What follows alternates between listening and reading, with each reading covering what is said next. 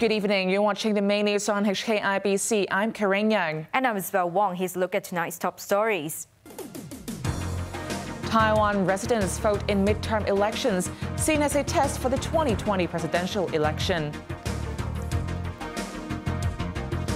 Police chief defends police women's call to shoot her gun-death suspect in Shamshui-po MTR earlier this month, despite criticisms. And mainland travelers stunned to learn they have to book in advance to get on a mega-bridge shuttle bus to Hong Kong. Vote counting of today's local elections in Taiwan is underway. The ballots of 10 referendum issues are also being tallied, and the results are expected to be announced at 2 a.m. tomorrow. In the latest results, Kuomintang Kaohsiung mayoral candidate Han Kuo-yu has clinched 51% of the vote. His Democratic Progressive Party opponent Chen Chi-mai has 48%.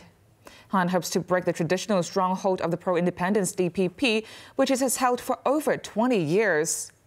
Meanwhile, incumbent Taipei Mayor Ko Wen-je has secured 43% of the vote, while Kuomintang Ding Shoucheng has also gained 43%. Earlier, millions of Taiwanese lined up for hours at the poll to choose over 11,000 civil servants and city leaders. Isabel Wong reports. Millions of Taiwanese queued for hours at polling stations to elect over 11,000 city, county, and community-level leaders across the island.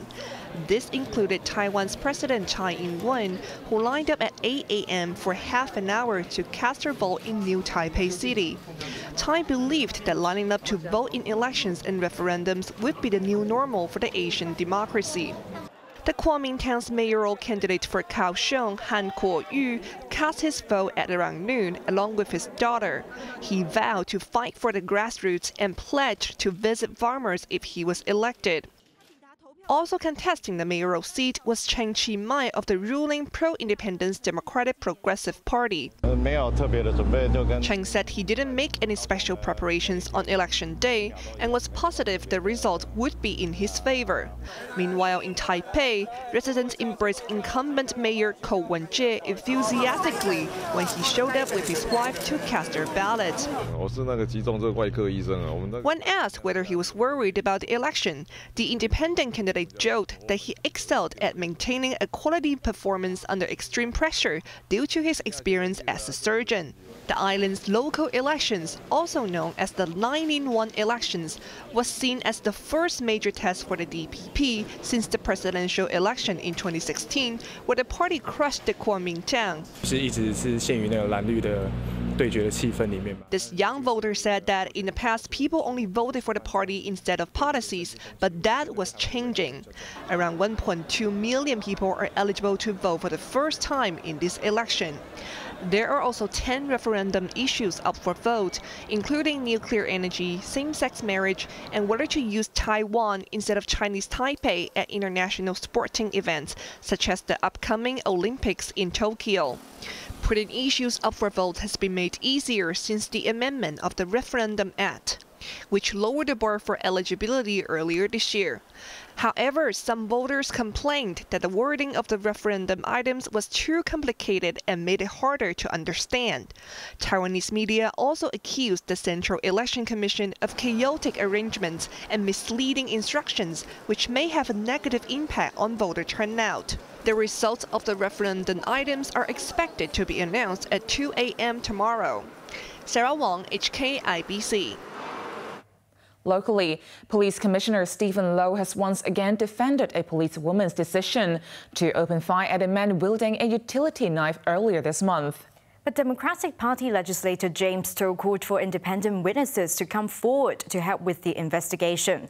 More from Sarah Wong.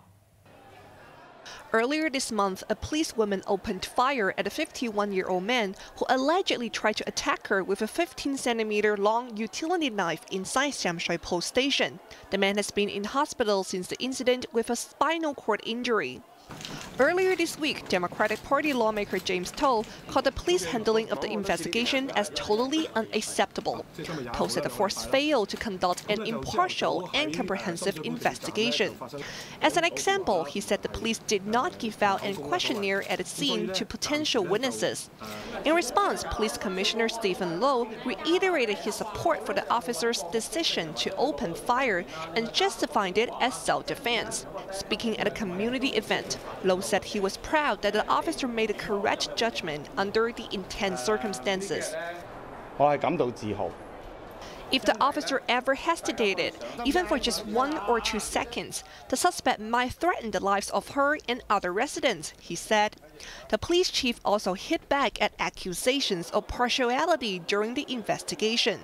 Low stressed that the force has located 5 potential witnesses after combing through an extensive amount of surveillance footage. That made distributing questionnaires unnecessary, as they would only be considered when no witnesses or surveillance footage was available. But To believed that the more independent witnesses came forward, the fairer the investigation would be.